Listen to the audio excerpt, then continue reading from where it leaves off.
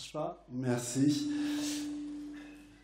Je voudrais juste apporter une petite conclusion à ce que j'ai commencé à dire pour les jeunes ce matin. Et évidemment, je dédie les paroles de la parole de Dieu, pas seulement qu'aux jeunes, mais à tous ceux qui se sentiront concernés par ces mots, évidemment.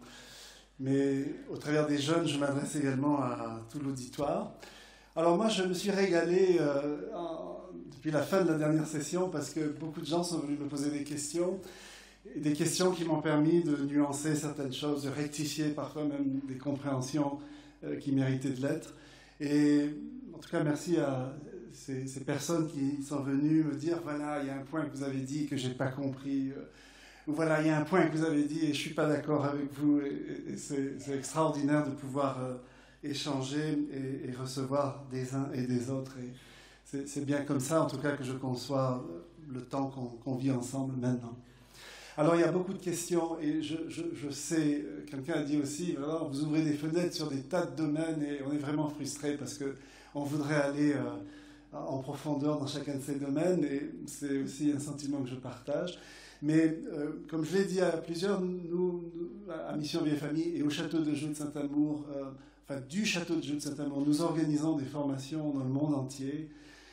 Si vous trouvez ici en Belgique entre 20 et 30 personnes qui sont prêtes pendant 2 ans à suivre un cycle de formation sur tous ces thèmes, et qui est plus une formation qui est une école de vie, alors que nous la présentons comme une formation à l'accompagnement des personnes en souffrance.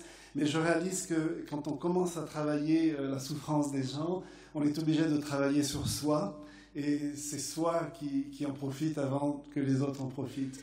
Donc je réitère vraiment cette invitation et il y a d'autres associations qui font ce travail aussi bien que nous, mais voilà, moi je suis au milieu de vous aujourd'hui et évidemment je vais parler du travail que l'on fait. Si vraiment ça vous dit, si vraiment ces thèmes vous voulez les approfondir, les développer et qu'on prenne vraiment le temps, trouvez entre 20 et 30 personnes et on déplacera le tabouret plutôt que le piano. C'est-à-dire c'est nous qui viendrons en Belgique avec tout notre staff, avec tous les professionnels que nous avons et qui nous aident dans ce travail, et à un prix qui est extrêmement accessible parce qu'on ne veut surtout pas que l'argent soit un frein quand on a besoin de se former, quand on a besoin de développer tout ce qui touche à la pédagogie. Donc vraiment, nous sommes à votre disposition. Alors, je reviens à la deuxième parole. Alors, sur les 5, j'en traiterai que 3. Et après, on viendra à l'autre sujet, mais vous allez voir que dans le 3e sujet, là, il va y en avoir, je pense, pour chacun d'entre nous. Et je vais essayer de ne pas vous frustrer. Alors, la deuxième parole que je vous ai proposée, à vous les jeunes, c'est « Réjouis-toi ». Et ça, on trouve cette magnifique parole dans Ecclésiaste, au chapitre 11, versets 9 à 10. Et voilà cette manière, mais vraiment inimitable, que la Bible a de dire les choses. « Jeune homme, réjouis-toi de tes jeunes années, que ton cœur te rende heureux pendant les jours de ta jeunesse. Suis les voies de ton cœur et les regards de tes yeux. Et sache que pour tout cela, Dieu te fera venir en jugement. Écarte donc de ton cœur la contrariété et éloigne le malheur de ta chair. » Alors, pendant longtemps, surtout quand j'étais jeune, je me dis, mais c'est pas possible, Dieu dit une chose et son contraire. Là.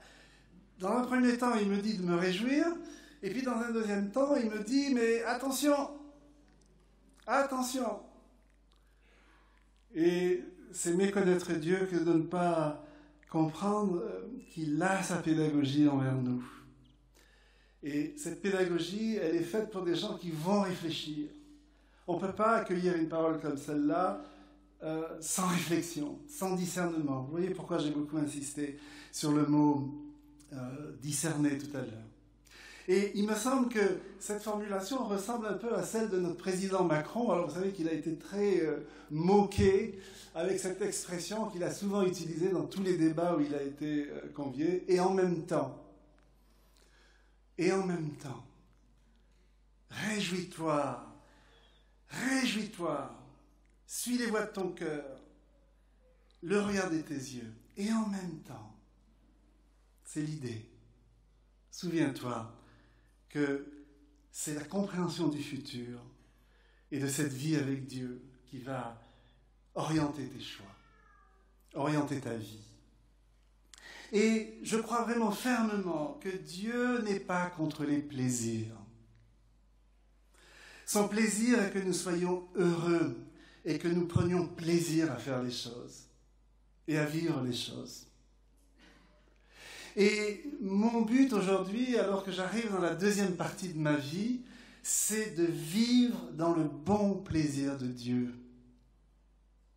Le bon plaisir de Dieu. Et je considère que, et je vous invite, chers jeunes, à considérer cela, que tout est spirituel dans la vie. Tout.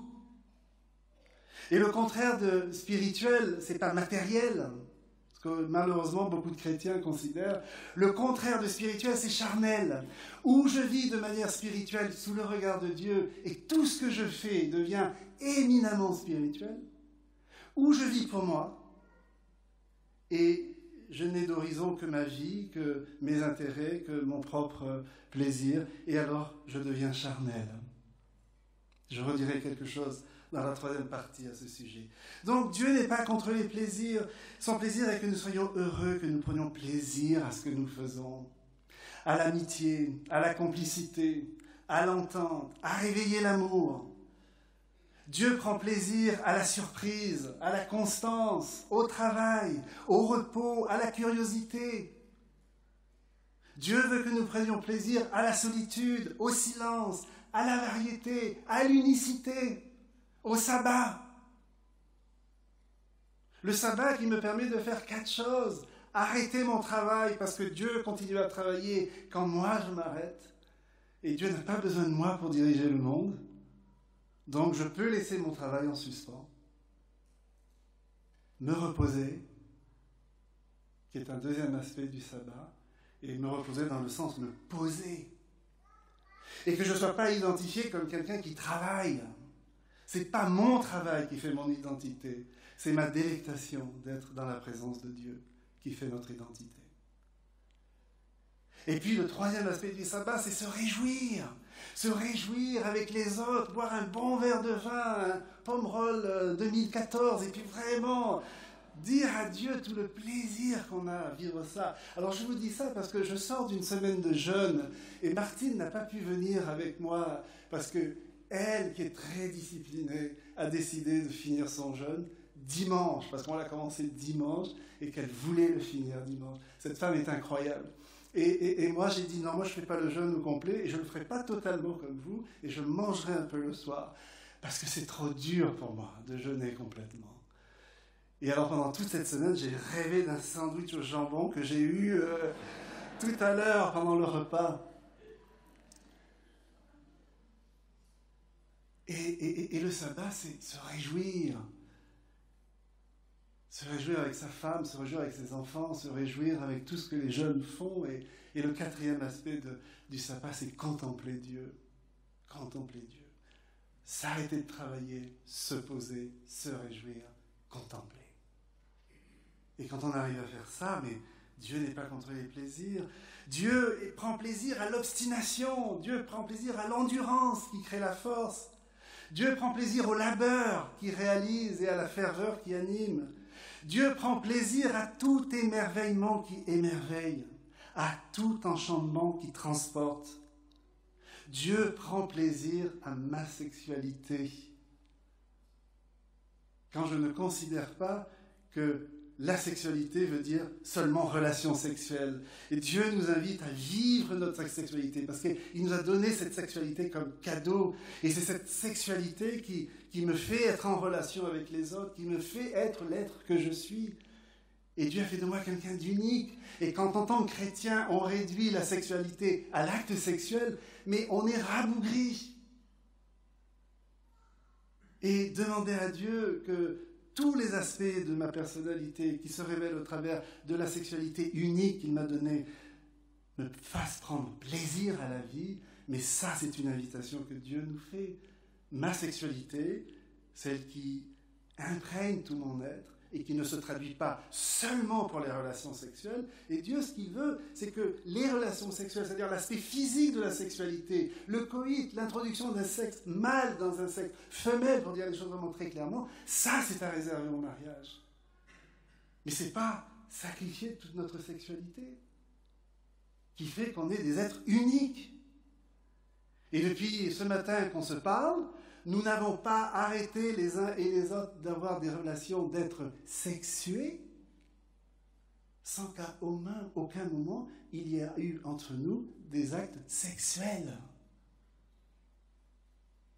Et la nature sexuée que Dieu m'a donnée, c'est le moteur de ma vie. Ma sexualité se révèle dans ma manière de m'habiller, ma manière de me coiffer, ma manière de m'approcher de manière unique chez les gens, la manière de saluer les gens, la manière de les regarder, la manière de vivre avec eux cette expérience du dialogue. Et au travers de ça, on utilise le moteur que Dieu nous a donné et qui fait de nous des êtres exceptionnels, uniques. Et c'est un être unique que je suis qui rencontre d'autres êtres uniques. Et ça, c'est la sexualité. Mais gardons-nous de dire que la sexualité, ce ne sont que les rapports sexuels. Et là, on a tout faux en disant ça. Et Dieu prend plaisir à ma sexualité qui me rend créatif, à la complicité qui rapproche. Et Dieu prend aussi plaisir à Internet et à la télévision qui nous ouvre au monde. Et c'est un cadeau incroyable que Dieu nous fait au travers de toutes ces prouesses technologiques qui permettent tout d'un coup de vivre dans un monde qui ressemble à un village. Ça, c'est unique. C'est exceptionnel. Grâce à Internet, je peux faire mon travail qui est au château de Joux, de Saint-Amour, qui est en Bourgogne, du Burkina Faso, de Cayenne, de Mons, de Paris, de partout. Et je n'ai pas besoin d'être lié à un endroit physique. Et ça, c'est énorme, tout le temps que cela permet de gagner. Et qu'est-ce que je fais de tout ce temps gagné? Eh bien oui, Dieu prend plaisir à tout cela. Et en même temps, pourquoi le rappel du jugement de Dieu? Eh bien, le rappel du jugement de Dieu, chers jeunes, pour nous rappeler que l'excès et l'abus sont toujours dommageables pour nous, pour les autres. Et que vous avez une vocation, c'est de rester maître de vos vies. Maître de vos vies, avec la force que Dieu donne. Pourquoi le rappel du jugement de Dieu? Eh bien, pour nous rappeler que nous sommes des créatures. Nous sommes des créatures. Nous ne sommes pas des petits dieux tout-puissants, nous ne sommes pas des petits dieux tyranniques. Nous sommes des créatures. Et qu'à ce titre, il nous faut bien comprendre qui nous sommes et bien comprendre nos limites. Le rappel du jugement de Dieu pour nous rappeler aussi que nous ne sommes pas tout-puissants et qu'en tant que créatures, nous avons des limites. Le problème clé du Jardin d'Éden, raconté au chapitre 2, au chapitre 3, c'est que l'homme a voulu sortir de ses limites. Et en sortant des limites qui nous sont données, c'est nous qui trinquons, et c'est souvent l'entourage aussi qui trinque. Donc réjouis-toi, et en même temps, rappelle-toi que l'excès et l'abus, c'est pas bon. C'est pas bien. Internet donne une véritable liberté, mais Internet peut devenir une chaîne, une prison, dans laquelle on s'enferme. Et d'ailleurs, j'ai proposé à la première semaine de jeûne qu'on fera, de nous passer du téléphone pendant 1 semaine, et de nous passer de connexion Internet pendant 1 semaine. Et là, on va se poser la question, qu'est-ce que je dis de moi quand je ne suis plus accro à des choses qui ne sont pas forcément indispensables? Et voilà pourquoi Dieu nous dit « Réjouis-toi ». Mais attention, souviens-toi que ton futur, ta vie avec Dieu, voilà, c'est ça qui doit structurer absolument toute ta vie. Et dans cet esprit-là, fais de toutes les réjouissances un acte spirituel. Parce que c'est à cela que nous sommes vraiment appelés. Et puis la troisième parole, car tout vous appartient. Tout vous appartient, tout nous appartient. Ça, je ne vais pas le développer parce que ça demanderait tellement de temps. Et là, Paul, c'est 1 Corinthiens chapitre 3, versets 21 à 23. Tout vous appartient, soit Paul, soit Apollos, soit Céphas, soit le monde, soit la vie, soit la mort, soit le présent, soit l'avenir. Tout vous appartient. Et vous, en même temps, vous appartenez au Christ. Et le Christ à Dieu. Cette déclaration est surprenante. Comment peut-on se laisser déborder, anéantir par des choses qui sont certainement importantes, mais qui n'ont pas cette profondeur de vue dans laquelle le Seigneur veut nous mettre? Tout nous appartient. Et comment nous allons gérer toutes ces choses qui nous appartiennent? Ça, c'est un sujet qu'on abordera une autre fois, mais je peux vous laisser en tout cas mes notes sur cela, parce que ce tout n'est vraiment pas restrictif. Vraiment pas restrictif. Et très souvent, nous vivons nos vies de manière extrêmement limitée, extrêmement renfermée sur nous. En tant que chrétiens, nous n'avons pas conscience de ce tout que Dieu a mis à notre portée et qui fait que plus rien ne peut être comme avant. Et on ne peut limiter sa vie à des choses qui nous ramougrissent quand tout nous appartient. Donc à nous de gérer ça avec simplicité, de gérer ça, comme je l'ai dit tout à l'heure, dans la souriante lumière de Dieu, où tout d'un coup, tout devient tellement clair, tellement pas prise de tête. Les chrétiens se font trop de nœuds au cerveau dans leur manière de regarder la vie, de vivre la vie, et de faire des choix, et la manière de faire ses choix. Et puis, le dernier point que je veux quand même dire, prendre quelques minutes, tout m'est permis, mais tout n'est pas utile. Alors, s'il y a vraiment des paroles étonnantes dans la Bible, il y a bien celle-là. C'est Paul qui nous dit ça, 1 Corinthiens 6, versets 12 à 13. Tout m'est permis, mais tout n'est pas utile. Tout m'est permis. Et en même temps, c'est toujours cet équilibre très fin que Dieu veut que nous ayons dans nos vies, que nos vies ne soient pas une sorte de pavé là qu'on met sans nuance. Le Saint-Esprit veut faire de nous des gens nuancés. C'est l'apôtre Paul qui dit aux Philippiens, et ce que je demande dans mes prières, c'est que votre amour abonde de plus en plus en tact, en sensibilité parfaite, en connaissance, afin que vous puissiez apprécier ce qui est important. Que votre amour abonde en plus dans vos vies pour que vous puissiez croître en tact. Quand je vois dans l'Église des comportements de gens qui manquent de tact, alors que le Saint-Esprit est en nous pour nous donner ce tact, dans les relations avec les autres, dans les relations avec ma femme, dans les relations avec mon mari, dans mes relations avec les autres collègues et les jeunes avec qui je suis. Mais c'est important qu'en tant que jeune, vous compreniez cela. Hein. Tout m'est permis, mais moi, je ne permettrai à rien d'avoir autorité sur moi. Quelle force de pouvoir affirmer une chose pareille. Et la question de fond que l'apôtre Paul nous pose et vous pose en tant que jeune, est-ce que votre vie est juste menée par une liste d'interdictions? Est-ce que votre vie est juste menée par des choses à faire ou à ne pas faire? Ou est-ce que je considère qu'une chose est mauvaise seulement parce qu'elle est défendue? Mais ça n'a pas de sens de vivre comme ça. Et c'est pas ça que Dieu veut que nous mettions en œuvre dans notre vie.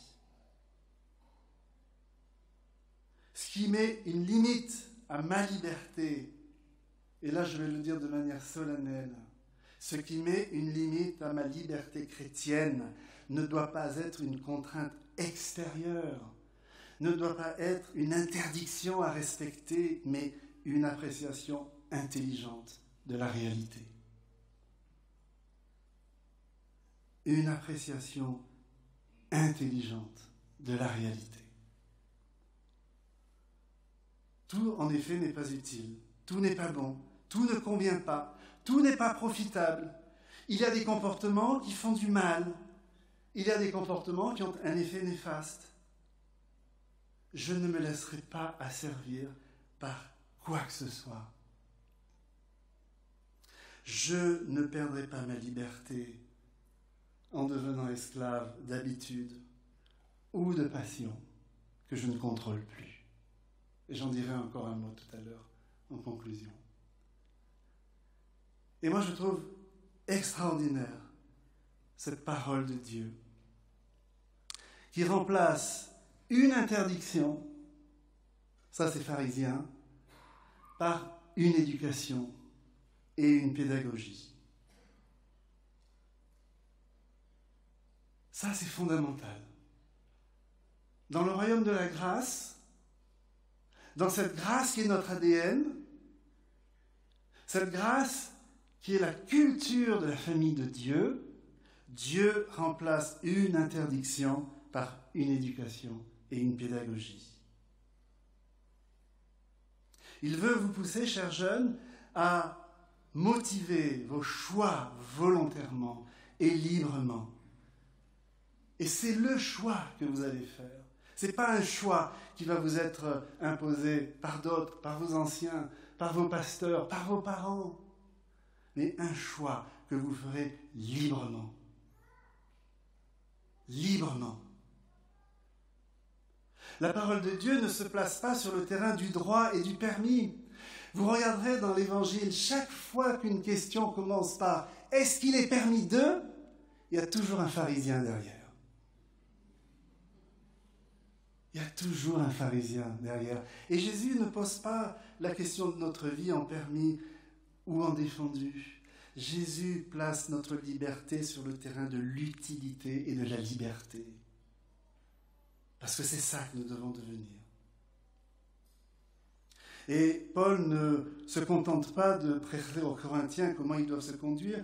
Il les invite à comprendre le pourquoi de leurs actes, le pourquoi de leur motivation profonde. Il les invite à faire preuve de discernement, à réfléchir aux conduites, aux conséquences de leur conduite, à la lumière de la volonté de Dieu pour ses enfants. Et toujours ce même avertissement qu'on trouve dans le livre de l'Ecclésiaste, qu'on trouve dans la bouche de Jésus, qu'on trouve chez Paul, Dieu nous montre la folie d'une liberté absolue et sans limite. Nous sommes des créatures. Et à ce titre, nous devons entrer volontairement dans ces limites que Dieu nous a données. Alors, il y a également, vous avez été appelé à la liberté, mais ça, je vous inviterai à découvrir ce que j'ai écrit là-dessus, mais ça va dans le même sens. Le Christ nous a rendus libres pour la liberté. Voilà comment l'apôtre dit les choses. Mais si on ne comprend pas que c'est à la liberté que nous sommes appelés, eh bien, je ne sais pas comment le Seigneur peut nous le dire et comment il va nous le dire. Voilà, chers jeunes, ce que je voulais vous dire aujourd'hui. Et il y aurait encore tellement de choses à dire sur ce thème. J'ai eu l'occasion, au travers de mon travail, de rencontrer des centaines, des milliers de jeunes à qui j'ai essayé de tenir ce langage. Parce que je crois vraiment que ce n'est pas avec des interdictions qu'on avance. Nos vies doivent être disciplinées, mais cette discipline doit venir de ce que Dieu me fait comprendre d'une manière particulière, précise. Alors j'ai besoin du conseil des anciens pour m'aider à discerner les choses.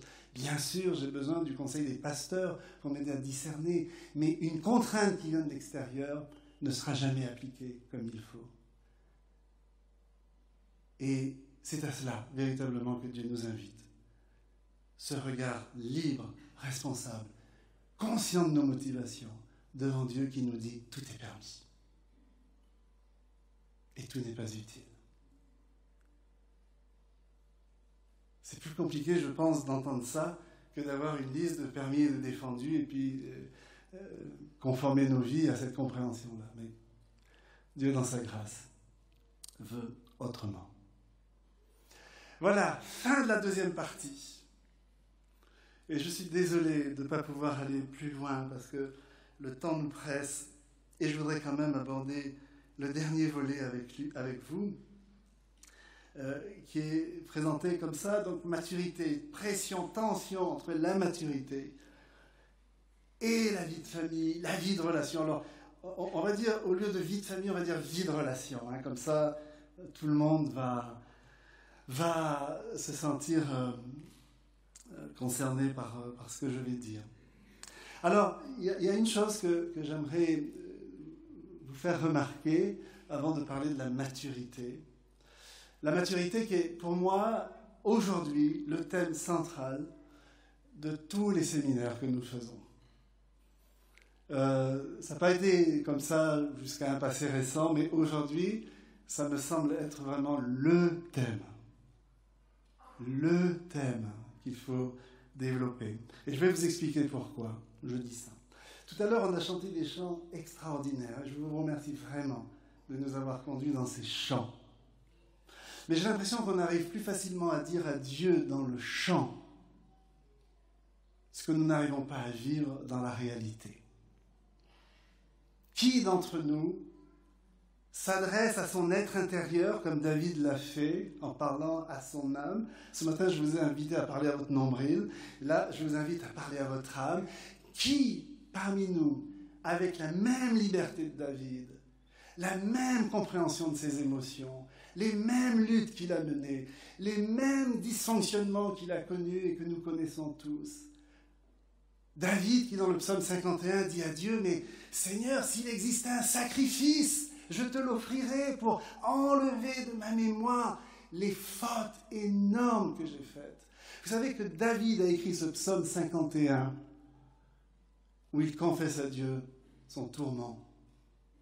Le tourment d'avoir volé la femme d'un de ses capitaines, fait tuer le capitaine.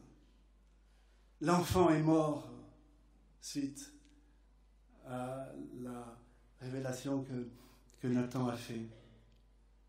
David qui est dans le pas vu, pas pris. Pas vu, pas pris. Je peux faire semblant toujours d'être le chef de la dynastie messianique, puisque David est le chef de la dynastie messianique, c'est quand même pas banal. Gardien du temple sacré, c'est pas banal. Pas vu, pas pris. Je peux continuer à faire semblant, je peux continuer à faire paraître avec ma conscience qui tous les jours me torture parce que j'ai fait quelque chose de grave. Et là, dans le psaume 51, que David a écrit pour qu'il soit chanté pendant toutes les fêtes du peuple d'Israël. Essayez d'imaginer, vous qui mettez en chant, en poème, vos fautes, vos erreurs, les choses absolument horribles que vous avez pu faire en tant que chrétien, en tant que croyant, et que vous le mettez en chanson pour que le monde entier sache que vous êtes quelqu'un de faillible, quelqu'un de vulnérable, quelqu'un de pécheur. Et quand David dit à Dieu, « S'il existait un sacrifice, je te l'offrirai. » Mais David constate, et c'est l'Ancien Testament qui le dit, pour les fautes volontaires, il n'y a pas de sacrifice. Il n'y a pas de sacrifice possible. Seigneur, la seule chose que je puisse t'offrir, c'est un cœur brisé, un cœur contrit. La seule chose que je puisse t'offrir, c'est mon cœur qui a de la peine de t'avoir fait de la peine. La seule chose que je puisse t'offrir, c'est ma peine que ton nom soit blasphémé parmi les ennemis du peuple d'Israël, parce que je me suis conduit comme n'importe qui, n'importe quoi. Et David fait chanter cette complainte dans toutes les fêtes de Jérusalem, pour qu'on se souvienne qu'il est l'homme au cœur de Dieu, et être homme au cœur de Dieu, c'est être réaliste avec ses émotions, avec cet être intérieur qui est en nous. Et Dieu ne veut pas qu'on soit dans le paraître. Il ne veut pas qu'on soit dans le faire semblant.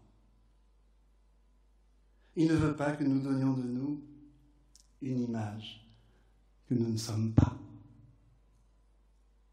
Et la maturité commence là. Quand on est capable d'avoir sur soi cette lucidité absolue sur soi.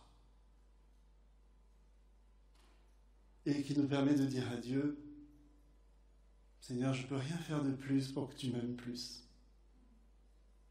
Et il n'y a rien de moins que je puisse faire pour que tu m'aimes moins. Donc je t'offre ma peine de t'avoir fait mal.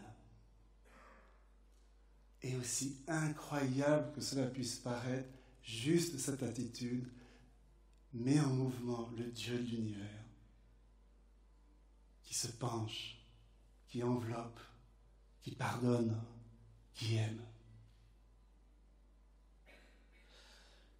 Et cette maturité, elle manque dans nos milieux.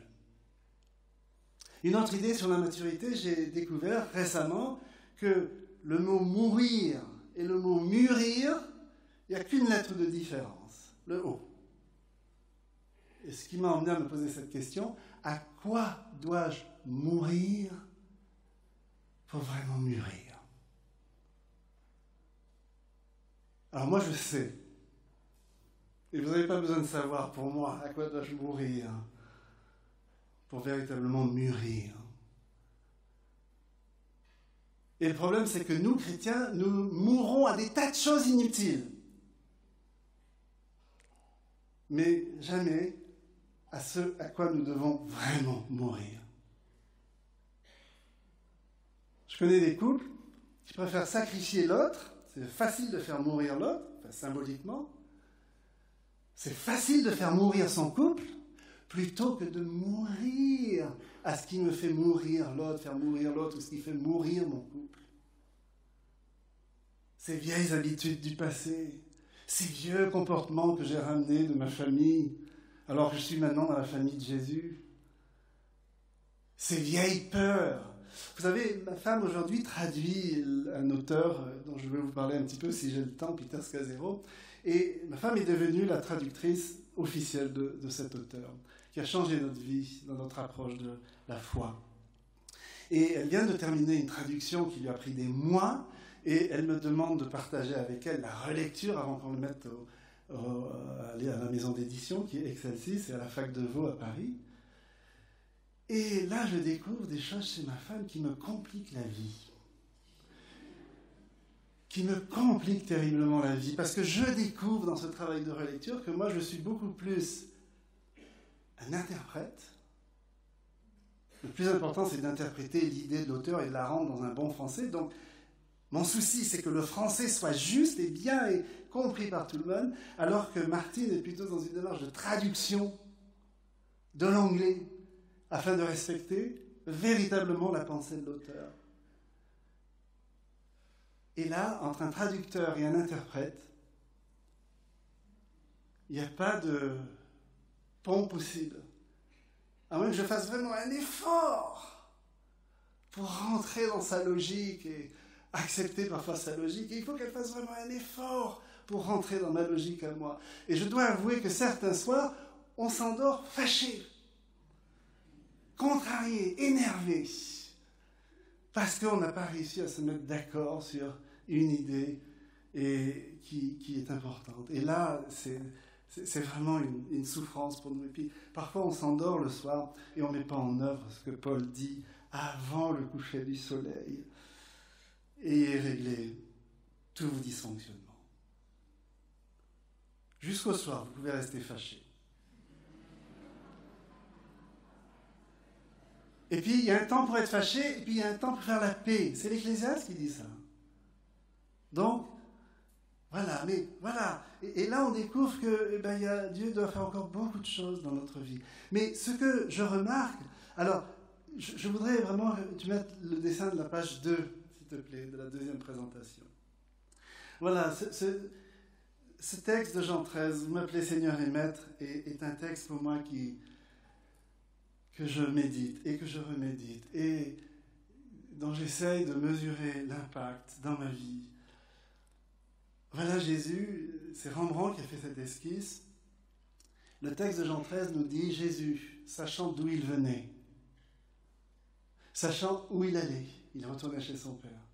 Sachant que Dieu a tout remis entre ses mains, le monde, l'univers est entre les mains du Christ. Jésus, sachant d'où il vient, où il va, et que Dieu a tout remis entre ses mains, sachant cela, il se déshabille. Il prend une bassine, un linge, et il se met à genoux, aux pieds de ses disciples, et leur lave les pieds. C'est le Maître que nous servons. Et quand je vois notre difficulté, nous autres, à réellement comprendre notre identité profonde en Christ, et à transformer cette identité profonde en geste humble de celui qui sert, et non pas qui soumet les autres, non pas qui contrôle les autres, non pas qui fait sa loi devant les autres, non pas qui est tyrannique vis-à-vis des autres.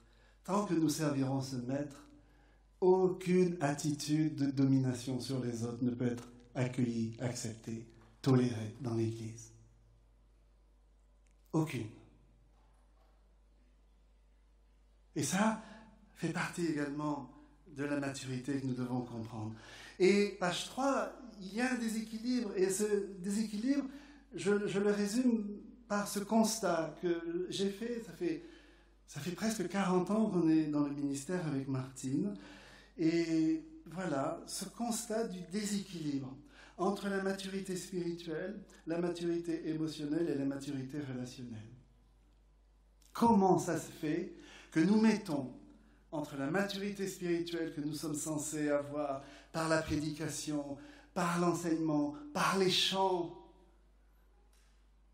par la lecture de la parole de Dieu, par le témoignage des autres, par les livres chrétiens que nous allons lire, par les vies chrétiennes que nous menons, par les expériences de service que nous offrons au monde.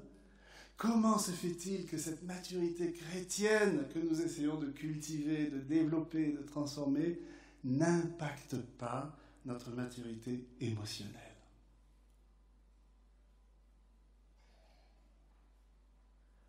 Et si notre maturité émotionnelle n'est pas touchée, il y a peu de chances que notre maturité relationnelle avec les autres soit touchée.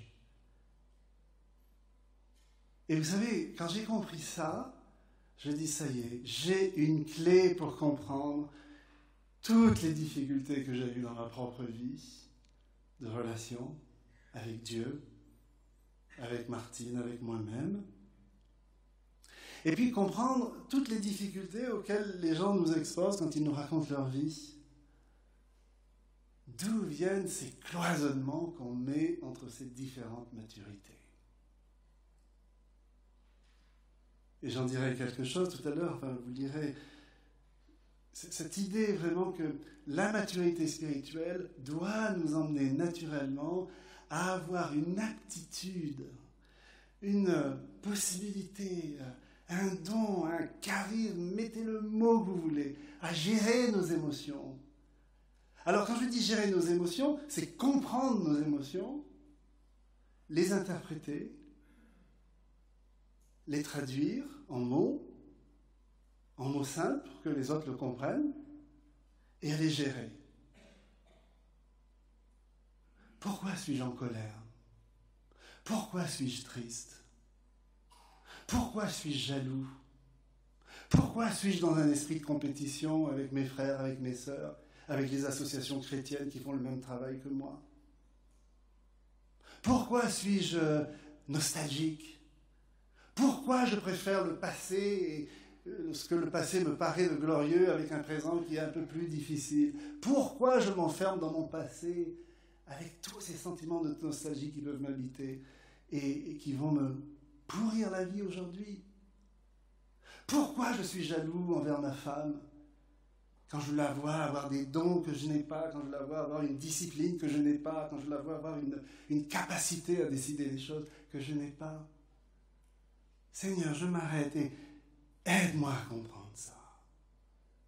Aide-moi à me connaître suffisamment pour pouvoir mettre des mots justes, des mots appropriés sur ces émotions qui habitent mon être intérieur et que je puisse parler à mon âme, comme David le faisait, pour pouvoir mettre des mots tout simples sur ce qui m'habite. Et ça nous fait tellement peur qu'on est d'accord pour être développé spirituellement, mais on dit aux pasteurs, aux responsables d'église, aux enseignants, stop, jusque-là ton travail. Après, maturité émotionnelle, maturité relationnelle, je me débrouille. Et je ne vais pas plus loin. Et la question que je me pose, c'est est-ce que c'est possible de développer sa maturité spirituelle? Et là, je suis bien dans le sujet de la famille, les relations que nous avons et pourquoi nos relations sont compliquées, sans en même temps devenir plus mûrs sur le plan émotionnel et relationnel. Pourquoi est-ce si dur? Pourquoi depuis 40 ans, j'ai fait des dizaines de milliers de kilomètres pour aider des couples que je n'arrive pas à aider, que je n'arrive pas à faire évoluer? Parce que les pressions que nous avons pour laisser le spirituel dans un côté, vous savez, on cloisonne nos vies, on compartimente nos vies. Et le spirituel ne doit pas avoir d'effet sur le reste. Alors, ce n'est pas dit verbalement comme je vous le dis, mais le résultat est là. D'où vient cette force de cloisonnement que nous avons pour ne pas évoluer sur le plan émotionnel et relationnel. Et que pendant des années, on se trouve toujours confronté aux mêmes problèmes de relation les uns avec les autres. Mais je crois qu'on a oublié une chose, c'est que devenir disciple du Christ, c'est devenir plus humain. C'est devenir plus humain.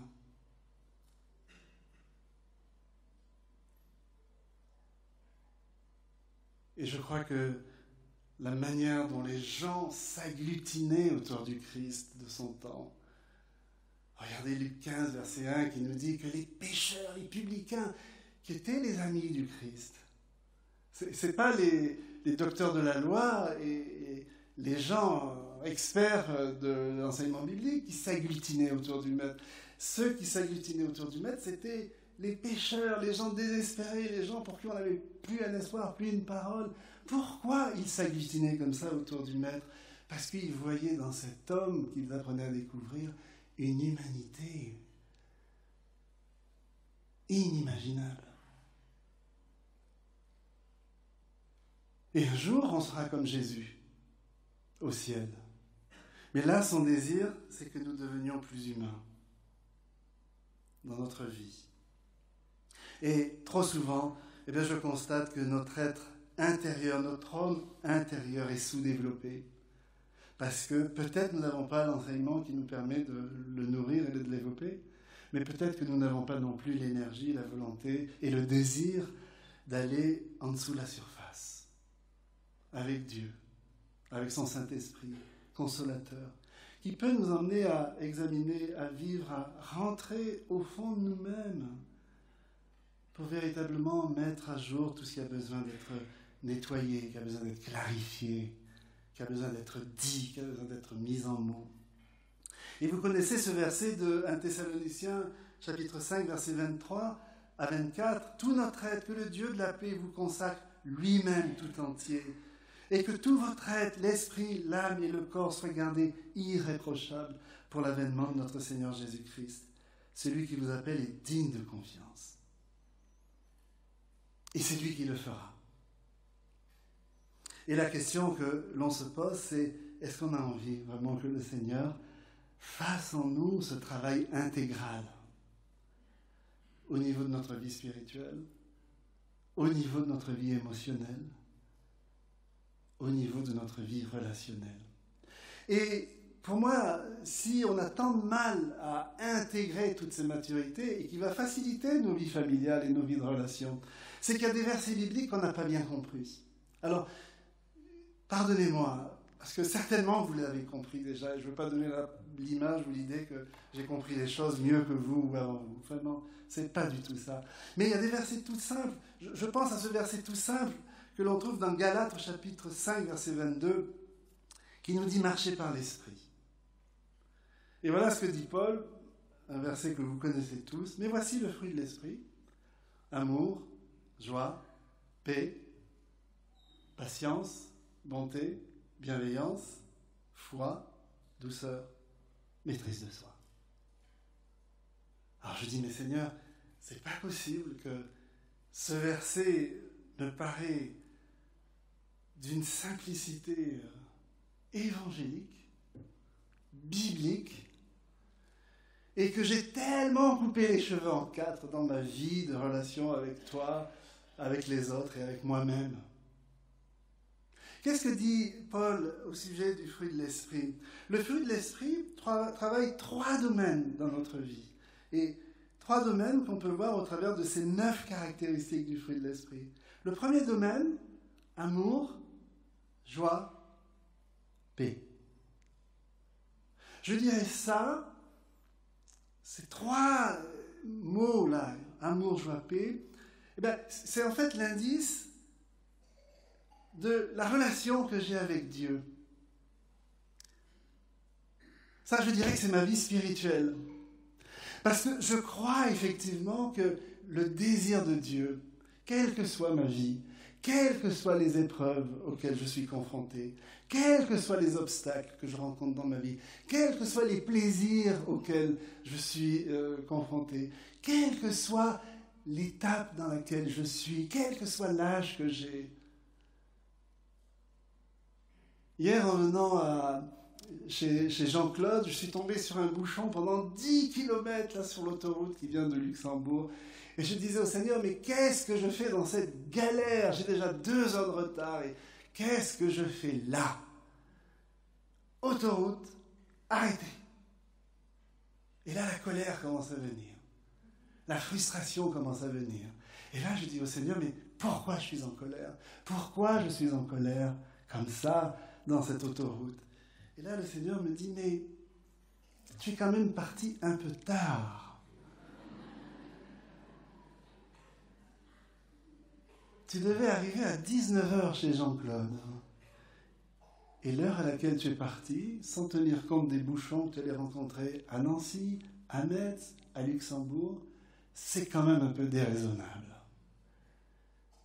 Et tu mets la faute sur moi maintenant. Oui, Seigneur, je me mets en colère parce que je ne peux pas supporter d'être pris en défaut. Et l'amour, la joie, la paix, c'est ce que Dieu met dans nos cœurs quand nous sommes connectés à lui.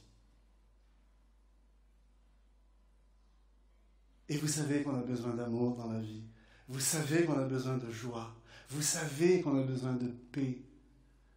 Quand j'entends les témoignages des uns et des autres, Karine qui a perdu son mari et que je connaissais, quand j'entends une autre personne qui me raconte cet homme qui est mort en 1 semaine parce que son foie a été tout d'un coup atteint. Et voilà les grandes épreuves de la vie qui nous fondent dessus.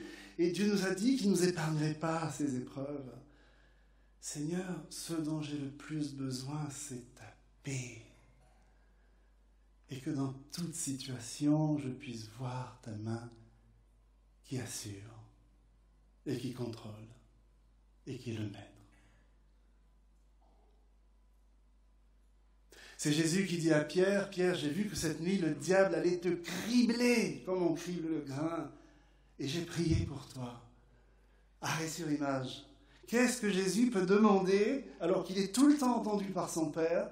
Qu'est-ce qu'il peut demander pour Pierre qui va être criblé par l'épreuve, qui va perdre la foi même pendant un temps? Alors moi, je me dis, ce qu'il faut demander à Dieu, Jésus, et là, on pourrait presque donner des leçons au Seigneur, en disant, mais prie pour que l'épreuve soit épargnée à Pierre, et ne le mets pas dans une situation où il va perdre la foi. Tu ne peux pas faire ça. Tu ne peux pas faire ça, Seigneur. Tu ne peux pas nous exposer à des situations où on est tellement criblé, on est tellement écrasé, parce qu'on n'a pas la maturité pour le supporter, qu'on en perde la foi. J'ai prié pour toi, Pierre,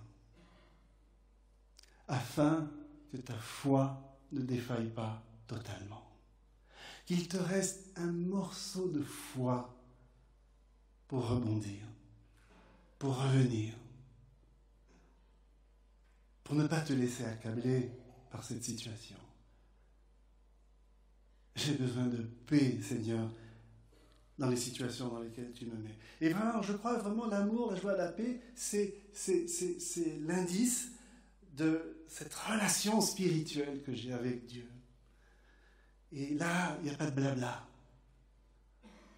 Je peux blablater les autres, je peux faire semblant, mais après, tout se passe au niveau de mon âme à qui je cause. Et je dis, mon âme, t'es troublée là, tu as mal là. C'est compliqué pour toi de comprendre ça. Oui, c'est compliqué parfois, Seigneur. Amour, joie, paix, relation spirituelle, vie spirituelle. Et puis le deuxième série de mots, c'est patience, bonté, bienveillance. Et là, clairement, c'est tout ce qui va me tourner vers les autres. Et là, clairement, c'est le domaine de mes relations avec les autres. J'ai besoin de patience avec vous parce que vous êtes insupportable parfois. Et vous avez besoin de patience envers moi quand je dépasse l'horaire et que je vous vois fatigué et que je continue. Et vous dites, mais qu'il est pénible cet orateur. Mais notre vie n'est pas seulement marquée par la patience ou l'impatience qu'on a envers les autres. Le Seigneur parle également de bonté. Bonté. L'invitation à être bon envers les autres. Et puis, c'est pas seulement la bonté, c'est la bienveillance. Je peux éprouver des sentiments de bonté envers vous, mais si je ne transforme pas ça en geste bienveillant, eh bien, ça reste là. Et c'est clair que là, le Seigneur parle de notre maturité relationnelle. Maturité spirituelle, et puis elle a un impact tout de suite dans ma maturité relationnelle. Et ça joue avec les autres. Je ne joue pas la comédie, je ne suis pas dans le paraître, je ne suis pas dans la performance. Ça joue, c'est fluide, ça peut être clair. Et puis, le troisième groupe de 3, foi, douceur, maîtrise de soi. Alors, la foi dont il est question là, le mot le plus adapté, ce serait le mot fiabilité. Et ce n'est pas la foi que je mets en Dieu ou que je mets en Christ, c'est la foi que les autres mettent en moi. Est-ce que je suis quelqu'un de fiable? Est-ce qu'on peut compter sur moi? Est-ce que ma femme peut compter sur moi? Est-ce que mon mari peut compter sur moi? Est-ce que dans l'église on peut compter sur moi? Est-ce que je suis fiable ou est-ce que je suis friable? Est-ce que je suis debout ou est-ce que je suis dans la mollesse? Et là, tout d'un coup, ça ne concerne pas la relation avec les autres, mais c'est tout d'un coup la relation que j'ai avec moi-même. Et la relation que j'ai avec ce qui se passe au fond de moi. La foi, la douceur. La douceur, c'est le livre des Proverbes qui dit que ce qui fait le charme d'un homme, c'est sa douceur. Et là, ça concerne ma manière de gérer mon rapport avec les autres. Et puis quand Jésus dit « Venez à moi, vous tous qui êtes fatigués, parce que je suis doux et humble de cœur », mais ça devrait nous pousser à l'extase. Dire « Seigneur, mais donne-moi cette douceur, parce que sans douceur, on ne peut pas donner envie aux gens de venir vers nous. Délivre-moi de l'orgueil, délivre-moi de cette façon que j'ai de m'imposer dans la vie des autres, cette façon que j'ai de vouloir contrôler les autres.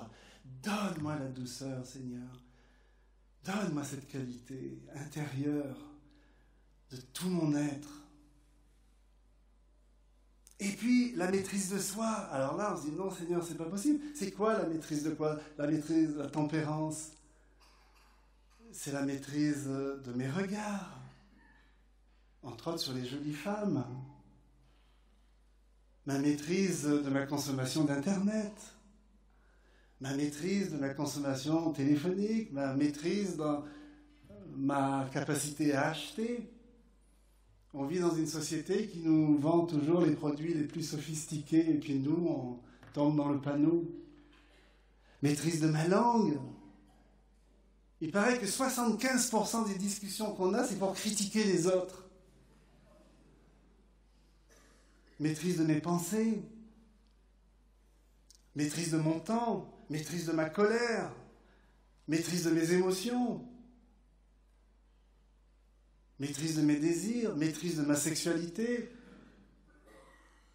Et là, clairement, on est dans la relation avec soi. Et voilà que la maturité spirituelle a un impact dans ma maturité émotionnel et parce qu'il y a un impact dans ma maturité relationnelle, le tout est intégré. Et Dieu veut que nous avancions comme ça, que nous progressions comme ça. Et voilà des textes qu'on connaît et dont on ne médite pas suffisamment les implications concrètes pour nous.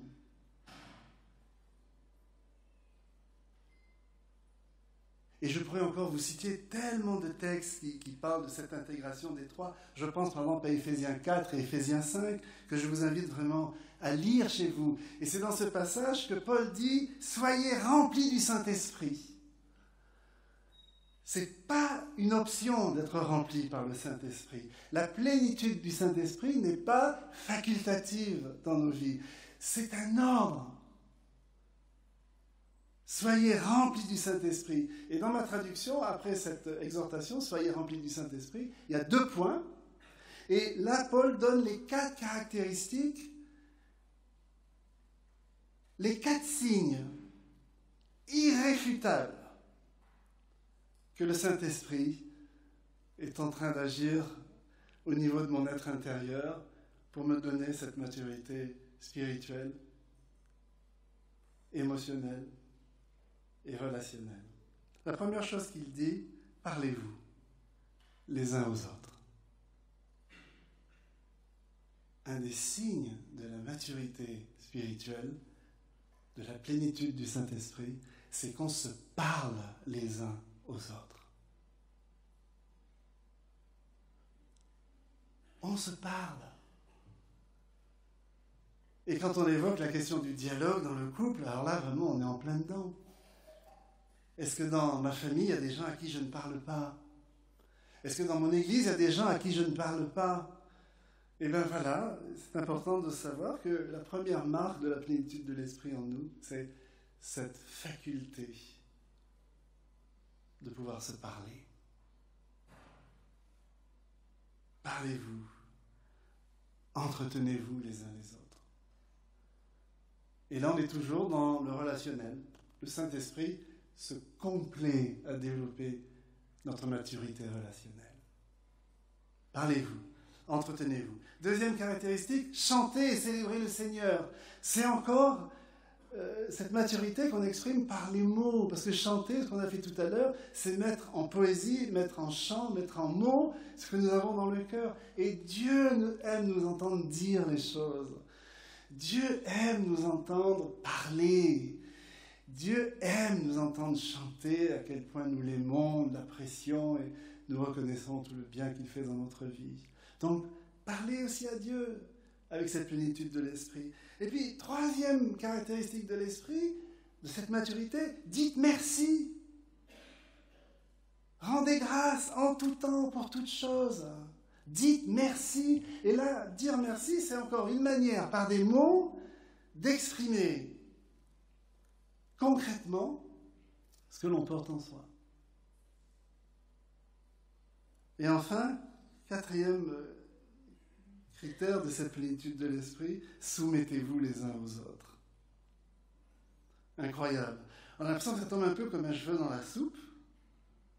On se dit, mais qu'est-ce que la soumission a à voir avec la maturité et la plénitude? Ben, c'est pas moi qui le dis. Et voilà ces 4 caractéristiques. On peut en faire encore 2 groupes de 2. 2 qui décrivent notre relation verticale avec Dieu. Chantez et célébrez le Seigneur. Rendez grâce pour toutes choses à Dieu en tout temps. Donc ça, on est dans la relation verticale. Et puis 2 qui sont le reflet de notre relation horizontale avec les autres, bien comprise. On se parle et on se soumet humblement les uns aux autres.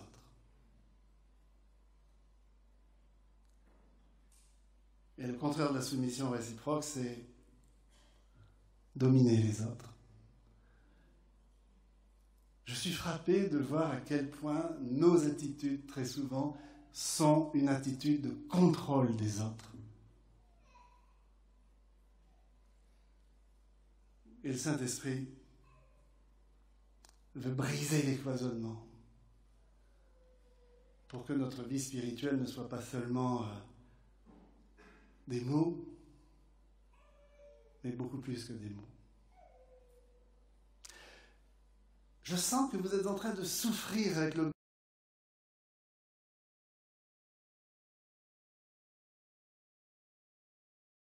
bon repas que vous avez mangé à midi.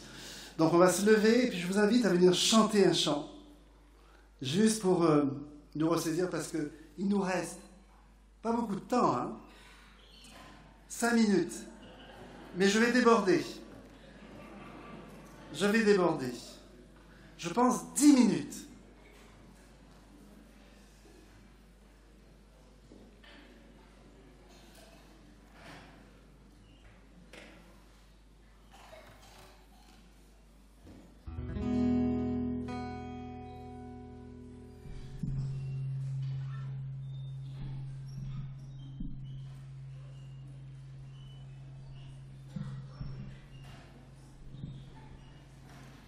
À vous lever, à vous étirer. Je vous invite à vous... Non? Et on va... Ah, non, alors vous vous asseyez. Vous vous asseyez? On va pas chanter, mais on va écouter.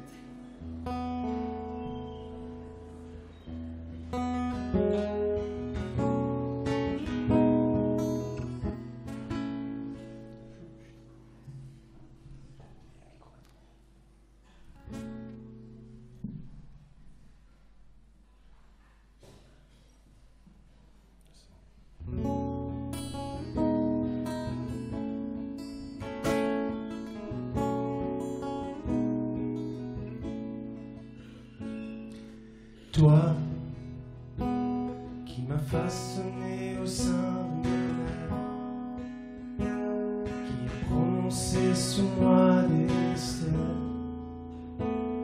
et les merveilles que je porte en moi. Toi qui as célébré le jour de ma venue, qui m'a accueilli à bras étendus, et ce cœur de père s'est ému pour moi. Oh, toi qui m'as vu te renier pour me perdre, tu ne cessais de crier dans le désert que tu m'aimais, que je comptais pour toi. Oh, toi qui ne considère plus ce que j'étais, mais qui regarde à ce que je serai comme un sujet d'honneur et de joie.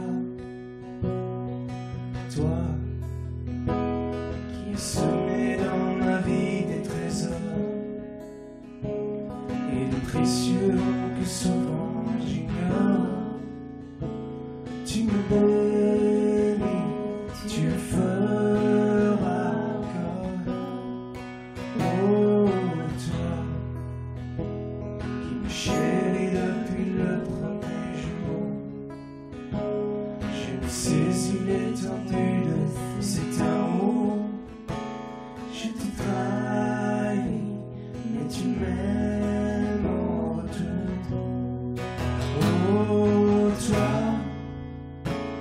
qui m'as vu te renier pour me perdre, tu ne cessais de crier dans le désert que tu m'aimais, que je comptais pour toi.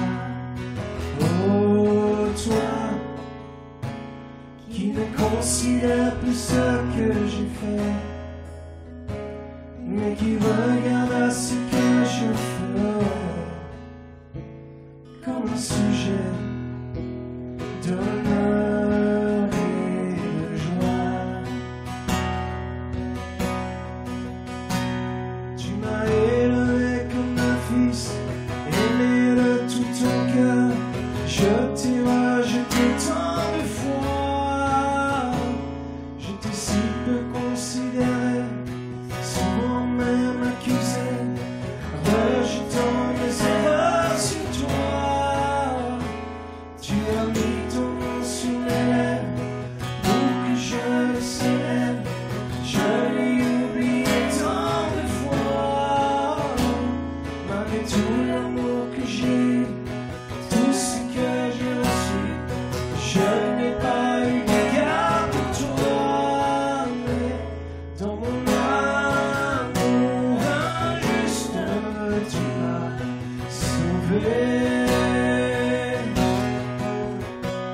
Dans mon amour injuste, tu m'as guéri. Je n'en étais pas digne, mais tu m'as pardonné. Je ne méritais pas, mais tu m'as pardonné.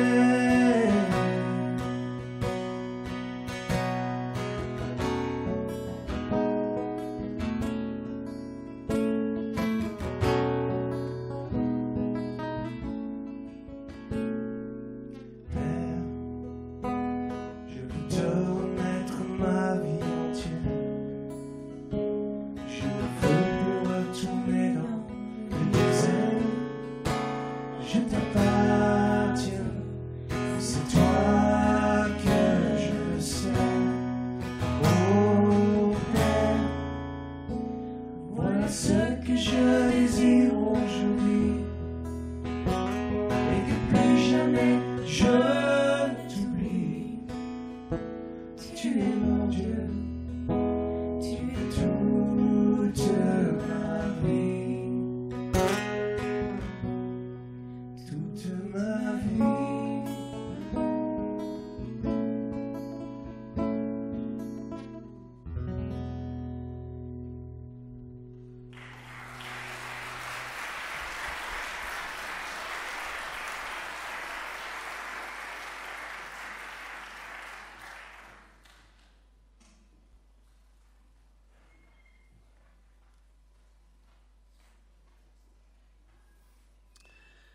Il faut conclure.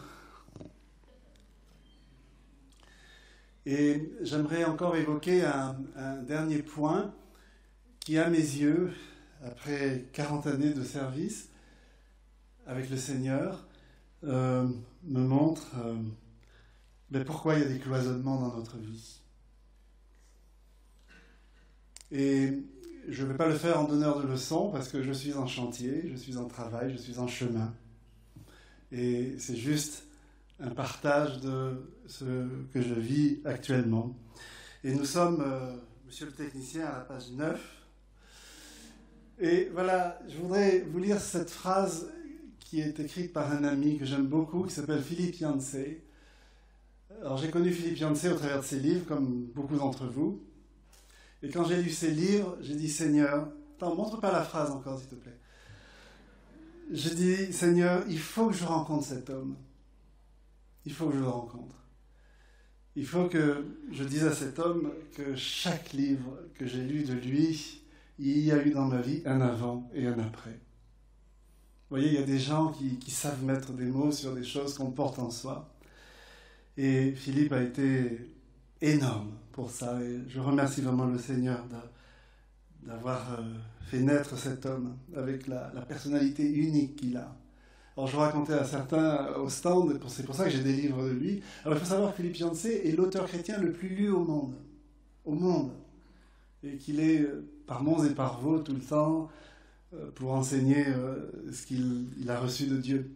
Et Philippe Yancey a perdu la foi dans une église toxique, c'est ce qu'il dit, une église toxique, vous savez, ces églises qui tuent la foi de ses membres, ça arrive malheureusement.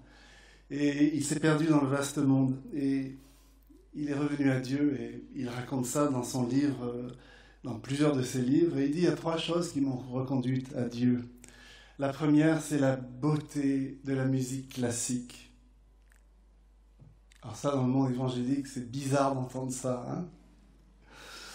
La deuxième chose qui m'a ramené à Dieu, c'est la beauté de la nature. Et la troisième chose qui m'a ramené à Dieu, c'est la beauté de l'amour humain. L'amour humain qu'il décrit comme une rumeur, un murmure qui vient du monde de Dieu et qui nous fait connaître qui est Dieu. Et il dit, quand j'ai considéré ces 3 beautés, je me suis dit, c'est pas possible que le Dieu qu'on m'a enseigné dans mon enfance est le Dieu qui a créé tout ça. Et il a dit à Dieu, je veux te connaître, vraiment. Et il est revenu à la foi chrétienne et avec un ministère qui est éblouissant. éblouissant. Et voilà ce que Philippe dit. Alors, quand je l'ai connu la première fois, c'était en 2005, c'était à Genève, donc je suis allé le voir, il faisait l'ouverture de l'IBG, et je suis allé le rencontrer, je dis, moi Philippe, il faut que vous veniez en France, et moi je suis prêt à organiser des conférences pour faire connaître votre pensée, parce que je pense qu'elle va faire du bien au monde francophone. Quand est-ce que vous pouvez venir en France? Il regarde son calendrier, il me dit, on était en 2005, je peux venir en 2009. J'ai dit, pas question. Pas question. Il faut réviser votre calendrier, là, parce que moi, je ne sais pas où je serai en 2009. Donc, il était stupéfait de ce culot, et il m'a téléphoné une fois rentré, il a dit, bon, j'ai pu raccourcir à 2007. Ah, je dis, c'est très bien. Et il est venu en 2007, et il est revenu en 2012. Et j'essaye de faire ça avec un autre auteur qu'on va vous faire connaître, parce que Martine est devenu son traducteur, c'est Peter Scazzero, et qui a beaucoup influencé ce que nous devenons aujourd'hui. Et Scazzero, que j'ai rencontré à Londres, et là pareil, il a écrit des livres étonnants, en tout cas qui nous font avancer dans la vie spirituelle. Et là je dis, Peter, j'aimerais bien t'inviter en France pour faire des conférences avec toi. Et là, il m'a dit, écoute Gérard, ça me dirait vraiment de venir en France, mais laisse-moi prier pendant 2 années. 2 années? Mais qu'est-ce que tu vas demander à Dieu pendant 2 années sur la possibilité de venir en France? Non, moi, je ne suis pas appelé à devenir le VRP de toutes ces choses qu'on développe. Donc toi, travaille ça, et puis tu connais mieux la culture française que moi, et débrouille-toi avec ton pays. Moi, je suis prêt à te former, mais débrouille-toi avec ton propre pays. Oh, je dis, mais c'est vraiment pas la réponse que j'attendais, parce que moi, je préférerais... Et au bout de 2 ans, je suis allé le retrouver, je dis, bon alors, qu'est-ce que le Seigneur t'a dit au bout de 2 ans? Parce que Scazzero, c'est vraiment la piété contemplative. Hein, cet homme qui est pasteur a décidé un jour de passer de 70 heures de travail sur 6 jours à 45 heures sur 5 jours. Au nom de ce principe que je disais tout à l'heure, on peut s'arrêter parce que Dieu, lui, ne s'arrête pas. Et Dieu n'a pas besoin de nous pour diriger le monde. Et au bout d'1 an, 2 ans, je suis allé le voir, alors il dit, écoute, j'ai encore besoin de 6 mois. Je dis, ok, donc je sens que je ne vais pas pouvoir faire comme j'ai toujours appris à faire. Moi, je suis un commercial avant tout, mais avec ces hommes-là, on ne peut pas mettre en œuvre des principes de contrôle très subtils. J'ai dit, Seigneur, là, tu m'apprends quelque chose, vraiment. Et là, il va venir à Bâle, en Suisse, du 7 au 9 novembre. Et je vous assure que si vous avez 2 jours à passer, vraiment, venez à Bâle, vous allez vivre des moments sublimes. Mais là, je reviens à Yancey, et voilà ce que Yancey a écrit, et je conclurai avec ça sur cette grâce dont nous avons tant besoin pour briser les cloisonnements entre la maturité spirituelle, émotionnelle et relationnelle. Et c'est Yancey qui dit, je suis arrivé, là on peut mettre le texte, il y a longtemps à la conclusion que les 2 causes majeures de la plupart des problèmes émotionnels chez les chrétiens sont les suivantes: l'incapacité de comprendre, de recevoir et de vivre la grâce et le pardon inconditionnel de Dieu, et l'incapacité de donner cet amour, ce pardon et cette grâce inconditionnelle aux autres. Tout est dit. Nous lisons, entendons une bonne théologie de la grâce et nous y croyons, mais ce n'est pas ainsi que nous vivons. La bonne nouvelle de l'Évangile, page suivante, la bonne nouvelle de l'Évangile de la grâce n'a pas pénétré au niveau de nos émotions. Le monde peut pratiquement tout faire aussi bien ou mieux que l'Église. Vous n'avez pas besoin d'être chrétien pour bâtir des maisons, pour nourrir ceux qui ont faim, guérir des malades, ou être les gens qui, à Saint-Barth et à Saint-Martin, sont en train de sauver la vie des plus faibles. Vous n'avez pas besoin d'être chrétien pour faire tout ça. Il y a une seule chose que le monde ne peut pas offrir, c'est la grâce. Et ça nous a véritablement emmenés à réfléchir à cette grâce, et pas seulement une réflexion intellectuelle ou une réflexion théologique, mais qu'est-ce que la grâce va avoir comme conséquence dans notre vie? Cette grâce bien comprise, hein. La loi est venue par Moïse, mais la grâce et la vérité sont venues par Jésus-Christ. Et nous avons reçu de lui grâce sur grâce. qu'est-ce que ça veut dire dans notre vie de tous les jours? Ce rappel de la grâce, cette idée de la grâce, cette culture de la grâce, ce royaume de la grâce dans lequel nous sommes.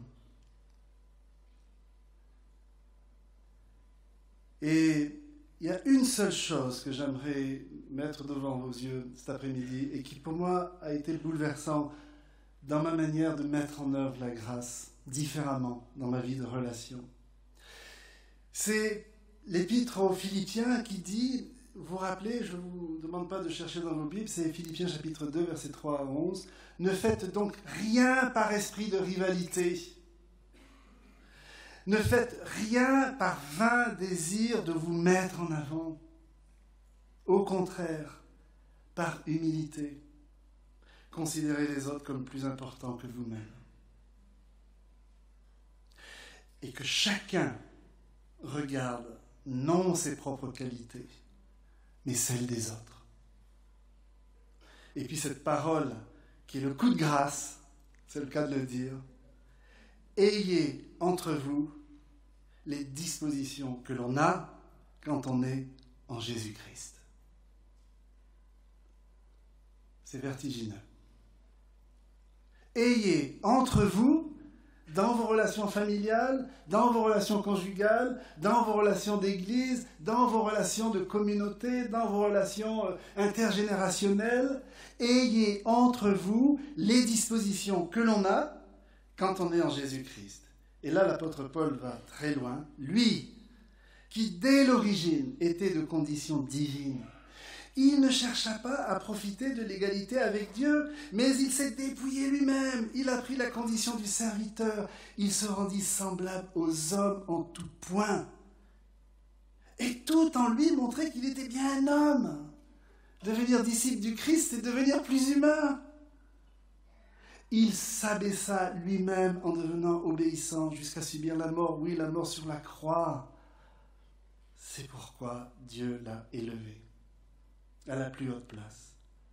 Et il lui a donné le nom qui est au-dessus de tout nom, afin qu'au nom de Jésus, tout être s'agenouille dans les cieux, sur la terre, et jusque sous la terre, et que toute langue déclare Jésus-Christ est Seigneur, à la gloire de Dieu le Père. Ayez entre vous les dispositions qui sont quand on est en Jésus-Christ. Lui qui était Dieu, il s'est vidé de lui-même. Lui qui était Dieu, il s'est humilié jusqu'à entrer dans la peau d'un mammifère. N'oubliez pas que l'homme a été créé le 6e jour en même temps que les animaux. Et quand on parle de l'incarnation, qui est pour moi la première chose qui doit nous combler d'extase et de discernement pour essayer de comprendre qu'est-ce que ça veut dire, ce que Jésus a fait, c'est pas une simple visite, c'est une véritable incarnation. Une véritable incarnation. Le Créateur a assumé la fragilité de ses créatures. Celui qui est éternel est entré dans le temps. Le Tout-Puissant s'est fait vulnérable. Le 3 fois saint s'est exposé à la tentation. Et finalement, l'immortel a subi la mort. C'est page 11. C'est pas une simple visite que Jésus a fait en s'incarnant dans un homme il y a 2000 ans. C'est une véritable incarnation. Alors pourquoi je dis cela par rapport à la grâce et pourquoi il me semble que c'est cette vérité profonde, si nous la mûrissons au point où Dieu veut que nous la mûrissions, elle va changer notre vie spirituelle, elle va changer notre vie émotionnelle, elle va changer notre vie relationnelle. Eh bien, nous sommes invités, dans cette compréhension de la grâce, à aimer l'autre selon le modèle de l'incarnation. Et le modèle de l'incarnation qui nous est proposé, c'est accepter d'entrer dans les limites des autres. Il n'y a pas de relation possible entre nous si nous ne faisons pas l'effort de rentrer dans les limites des autres.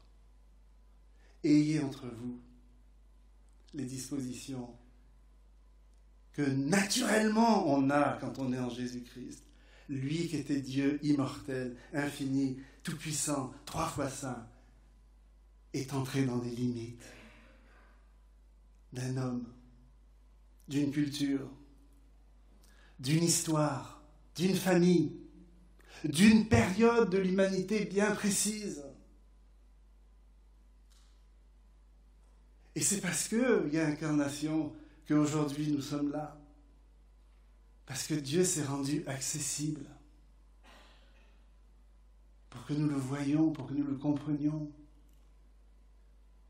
Ayez entre vous ces mêmes dispositions.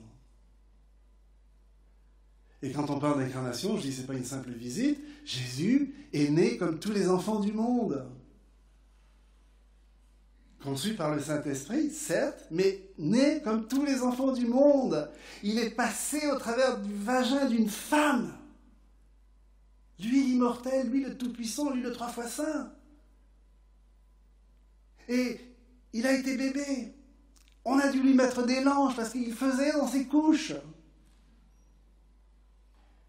Et ce Dieu tout-puissant s'est confié à l'éducation d'adolescents. Joseph et Marie, enfin surtout Marie, était une adolescente quand elle est devenue mère du Sauveur. Le Dieu tout-puissant, 3 fois saint, qui se confie à l'éducation de mortels, pas finis. Et puis, il a appris à marcher, lui qui marche sur les eaux. Il s'est égratigné en tombant, en se faisant mal. Et puis, il a grandi, et il a été soumis à ses parents, obéissant, comme nous dit le texte. Et puis, il a appris un métier, où il a reçu la transmission que son père Joseph lui a fait du métier de charpentier. Lui, le maître des sciences, lui, le maître des technologies, lui, le maître de tout l'univers animé dans lequel nous vivons.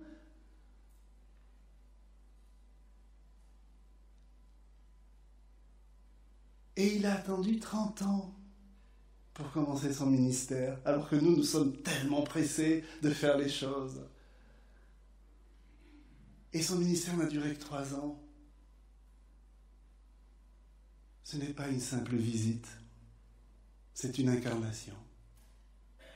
Et il me semble que si nous, chrétiens, nous faisions l'effort intellectuel, spirituel, et que nous ne lâchions pas le Seigneur tant que nous ne comprenons pas pour nous concrètement ce que veut dire entrer dans les limites des autres pour avoir cette maturité spirituelle, cette maturité émotionnelle, cette maturité relationnelle, et bien si nous ne faisons pas cet effort, nous allons passer à côté de trésors inestimables.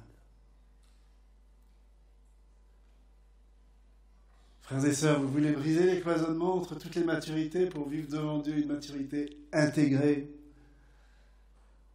Ayons entre nous les dispositions qui sont quand on est en Jésus-Christ.